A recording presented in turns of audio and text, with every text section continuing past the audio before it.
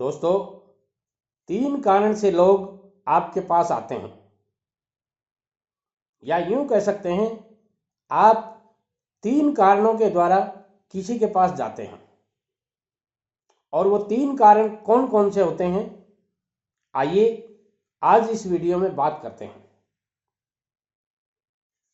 दोस्तों, अभाव। क्यों करे भगवान किसी को अभाव की जिंदगी देवे, मगर फिर भी देखिए, इन चीजों को कोई नहीं मांगता है। दुनिया में ऐसा कोई आदमी शायद ही होगा मेरी समझ में जो अपनी जिंदगी में किसी भी तरह का अभाव मांगे ईश्वर से कि हे ईश्वर मुझे ये अभाव दे दो। मगर सबको कोई न कोई अभाव होता है, चाहे वो राजा हो, चाहे रंक हो, चाहे गरीब हो, चाहे अमीर हो, चाहे पढ़ा लिखा हो, चाहे अनपढ़ हो। अभाव की जिंदगी एक ऐसी जिंदगी है जिसको कोई नहीं जीना चाहता। और आपके पास कोई आया है तो 3 कारण से आता है, और उन 3 कारणों में से पहला कारण है अभाव। इसलिए मैं कहना चाहूंगा उसके अभाव को पूरा करने की अब जिम्मेदारी आपकी हो गई है, क्योंकि मांगन मरण समान है, मत कोई मांगे भीख।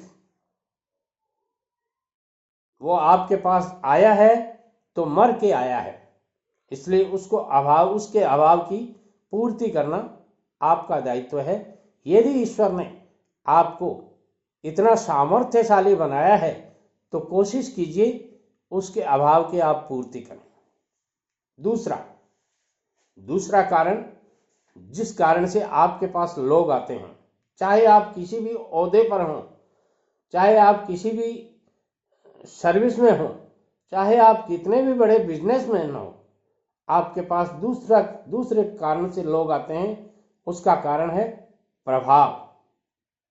आपका प्रभाव है मार्केट में, आपका प्रभाव है समाज में, आपका प्रभाव है जहां उसको जरूरत है। जो आदमी आपके पास आया है वो आपके प्रभाव के कारण आपके पास आया है।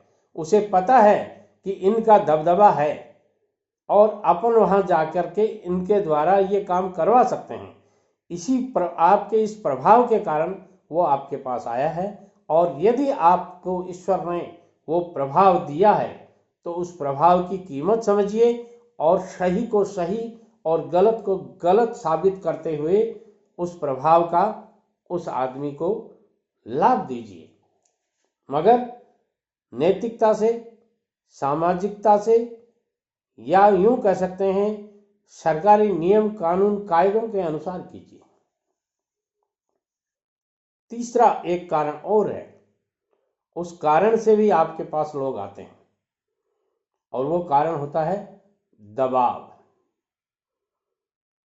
यदि आप किसी के ऊपर अपने प्रभाव का दबाव बना करके बुलाते हैं किसी को, तो मैं कहता हूं गलत है। इसलिए इन 3 बातों का ध्यान रखें। ये 3 कारण, अभाव, प्रभाव और दबाव, इन तीनों कारण से लोग आपके पास आते हैं। इसलिए आपको उचित अनुचित का ध्यान रखते हुए काम करना चाहिए, चाहे वो बिजनेस हो, चाहे वो ठेकेदारी हो, चाहे वो राजनीति हो, चाहे घर में भी आपके पास पारिवारिक समस्याओं को लेकर के भी कोई आदमी आता है, तो इन सारी बातों का ध्यान रखना चाहिए। नमस्कार।